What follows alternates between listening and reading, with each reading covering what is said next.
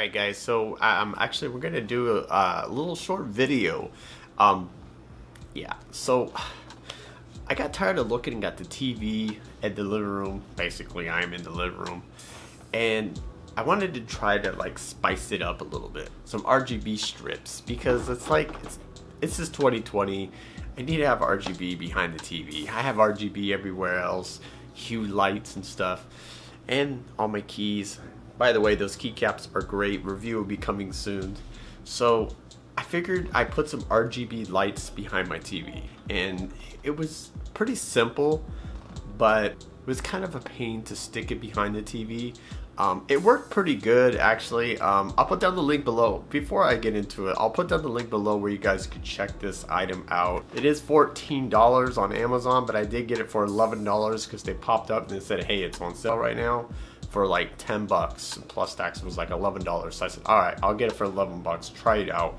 So that is actually $14, so it did go up. You guys hear noise in the background? That's my kid. So anyways, I just wanted to spice up the living room and stuff. And so anyways, so real quick, yeah, so the unboxing, it was actually pretty simple. Just take it out of the box. Pretty much the packaging is all there. Comes with 4 corners, 4 3M tapes, so you could stick it around the TV on the side. The instructions are pretty simple. Just plug it into a USB port on your TV or anywhere else if you don't have that. Now, I was thinking about buying these lights actually for my monitors behind me because I have no RGB lights behind me.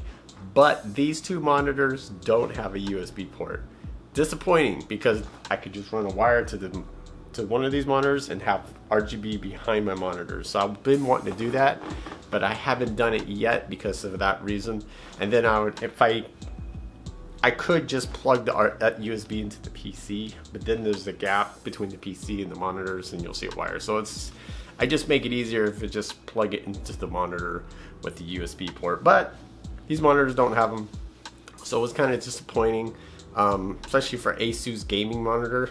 But anyways, my TV does have it. I do have the Samsung 42-inch TV. This TV is extremely old. It's about 5 years old at least.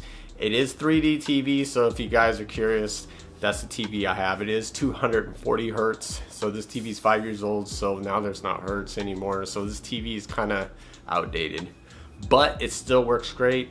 I eventually like to update to a 4K TV, so if you guys want to know. So I did pay $1,500 5 years ago. So it does not come with a remote. It does come with the app. You can download it from the product. It's pretty simple. You just download it, sync it, and you're ready to go. Pretty much like any other RGB stuff that you use for your computer. It's the same simple thing. It's pretty simple. So if you're not sure when you're going through it and you see all those options, like there's going to be more than one and you're not sure, just look on the back of the box. It'll tell you, type in the code, boom, pops right up, and then you connect it. It does need a Bluetooth, not a Wi-Fi, so I recommend you have to have Bluetooth on. So anyways, it was pretty simple hooking up. If you don't want to use the phone app, you can use the back of the TV, and it has cycles, colors, changes, and all that good stuff. So I'm not going to go too depth into it because it's pretty basic, simple. It's just a simple little thing, and I figured I'd do a little video on it. So yeah, so I mean, the TV is great. I do watch Netflix on it and stuff. Mostly Mrs. Tech Gamers watch TV, and I'm over here doing my own thing. So don't play the Xbox on. I don't have any games. I was looking through my Xbox to see if I had any games, and yeah, well, I do have Fallout 76 and some other games, but I really don't play my Xbox, so I just have some old school games. So yeah, it was pretty simple. Just download the app. So yeah, that's about it. Pretty basic and simple. You can do color cycles and change colors and add whatever you want. It's pretty much basic. If you guys know everything about RGB and strips, it's pretty much the same like any other strips. There's nothing new, there's nothing different. So the app is a little slow, so when you turn the brightness up and it doesn't respond right away, it kind of lags a little bit. So that's about it, guys. I mean, it was only 14 bucks, honestly. Can't beat that deal. So I appreciate you guys watching. Thanks, guys, for subscribing. Thank you for all the subscribers. Thank you for coming by. I really appreciate it. Especially there's a lot of YouTubers out there that I've been supporting on the streams and stuff. You guys know what I'm talking about. Thank you so much for shouting me out on live streams and everything. You know who you guys are, because if you watch this.